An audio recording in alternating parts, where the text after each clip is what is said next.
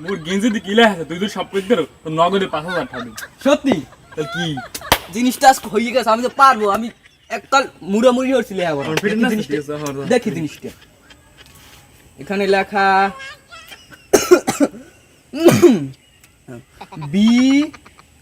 BRASAL Barishal. এরপর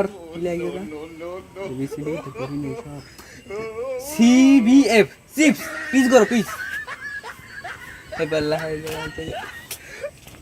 ভালো যতরি কত ততরি TURJO টারজু। এরপর নো নো জিনিসটা